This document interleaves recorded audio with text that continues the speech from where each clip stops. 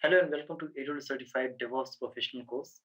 In this video, we are going to discuss about version control and version control tools like Git and how to configure Git on and on the system and how to commit code into AWS CodeCommit. So all these things we'll be doing in this video. So let's first get into what is version control. So, version control is a system that records changes to a file or set of files over time so that you can recall specific versions later. For the examples, you will use software source code as the files being version control through a in reality you can do this with a nearly any type of file on a computer.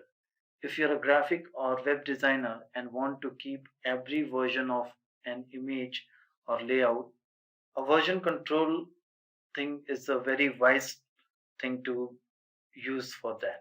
So it allows you to revert files back to a previous state, revert the entire project back to a previous state, compare changes over time, see who last modified something that might be causing a problem, who introduced an issue and when, and more. Using a version control system also generally means that if you screw things up or lose files, you can easily recover.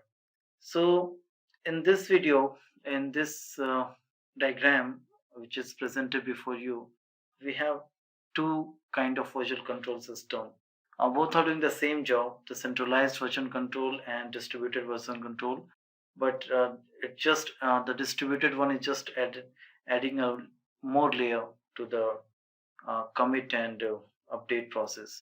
So we'll be having a centralized repository where the codes will be present and the users or the work developers will be having a working copy on their system which they will update and they will commit that to the repository so that the changes will be updated in the centralized repository and with the version number it will be done so that if something goes wrong. And one more thing, like once they will be committing the code, it will be updating with the identity of that user who has made that changes. So that is how we'll be able to track who made the changes to the central repository code. So this is how we'll be keeping a track of what are the changes that are being done to the code and who is doing the changes. So this is all about the centralized and distributed version control. Now let's move on to some practical how to do this and how to configure Git and AWS CodeCommit. So before moving to the installation part, let's just discuss what is the CodeCommit service of AWS. So AWS CodeCommit is a version control service hosted by Amazon Web Services that you can use to privately store and manage assets such as documents, source code, and binary files in the cloud. So this is just you can say a repository, version control repository where you store your document, your codes, your binary files, etc. So these are the benefits of CodeCommit. It provides benefit from a fully managed service hosted by AWS. Store your code securely, easily scale your version control projects, store anything, anytime, integrate with other AWS and third party services, easily migrate files from other remote repositories. Use the Git tools you already know. So, all these things are the benefits of using it into this code commit. This is some more information about AWS code commit. How does it work? So, you can go through this document and get a clear view of how it works. So this is all about AWS code commit service. So now we will just go to Git Git tool for we are using Windows. So I'll just download the Git tool for Windows. Let me check the first link. Yeah, this is the link for Git. I'll just click on it. It will start the downloading process automatically. Okay, let's just wait for a moment.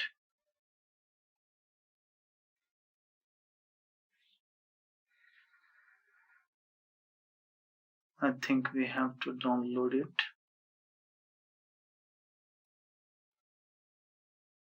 Just a moment.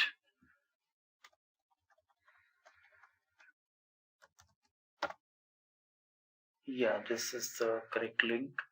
So it's downloading the Git now.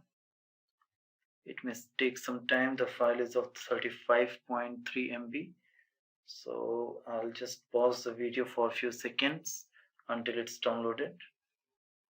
Now, as you can see, the file is downloaded, and now we will just run this file and we'll install Git.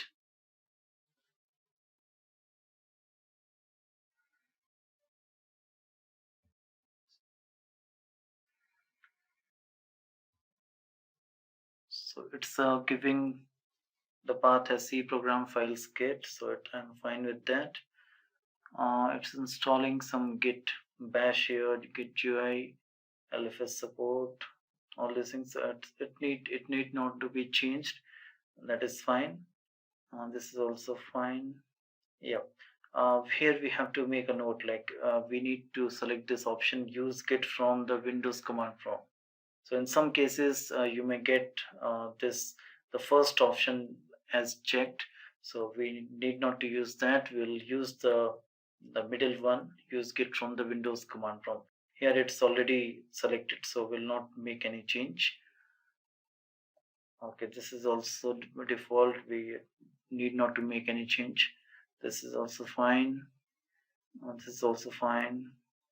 This is fine. Okay, again here, we need not to enable Git credential manager. We'll use AWS CodeCommit and we'll configure the credentials ourselves. So we'll just uncheck this and then we'll click on install. So let it install on the system.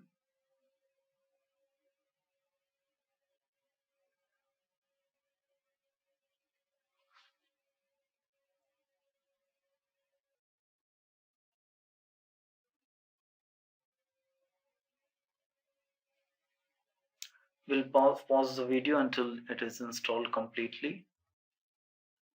So as you see, it is successfully installed. So we'll just click on finish and this Git is installed on your system.